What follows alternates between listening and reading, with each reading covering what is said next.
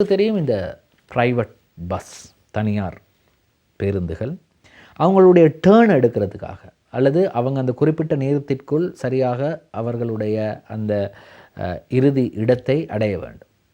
இறுதி வண்டி அந்த பேருந்து போய் சேர வேண்டிய இடத்தை அடைய வேண்டும். அப்படி அடையவில்லை என்றால் அவங்களுக்கு அந்த டேர்ன் கிடைக்காது, அதுக்கு அடுத்த டேர்ன் தான் கிடைக்கும். அதுவரை அவங்க காத்திருக்க வேண்டும்.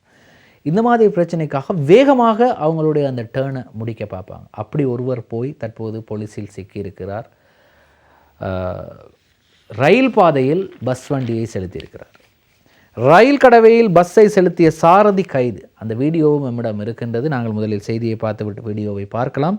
அவிசாவெல்ல புவாக்பிட்டிய பகுதியில் பிரதான வீதிக்கு அருகில் இருந்த புகையிரத கடவையில் பாதுகாப்பற்ற வகையில் பயணிகளுடன் பேருந்தை செலுத்திய சாரதி கைது செய்யப்பட்டுள்ளார்.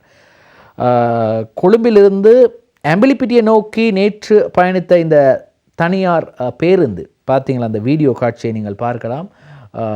அவர் ரயில் பாதையில் பஸ்ஸை செலுத்துகிறார்.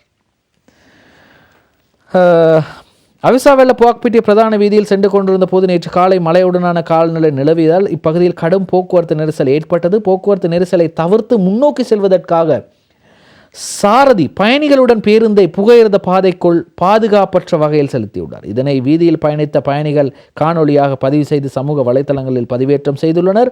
சாரதியின் பொறுப்பற்ற செயற்பாட்டுக்கு பேருந்தில் பயணித்த பயணிகள் கடும் எதிர்ப்பை வெளிப்படுத்தியுள்ளனர்.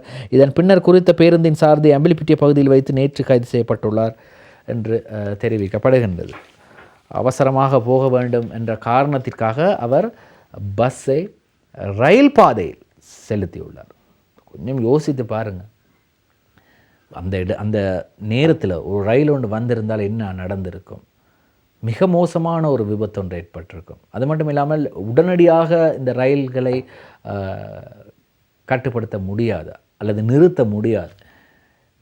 கிட்டத்தட்ட ஒரு 2 கிலோமீட்டர் தூரத்தில் இருந்து அவங்க மெதுவாக வந்து தான் அந்த ஸ்டேஷனுக்கு அந்த புகையிரத நிலையத்திற்கு வரும்போது அந்த சரியான இடத்தில் அவர்களால் நிறுத்த முடியும்.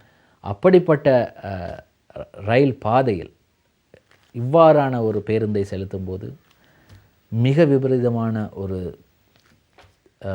விபத்து ஏற்பட்டிருக்கலாம். எனவே அவர் கைது செய்யப்பட வேண்டியவர் தான்.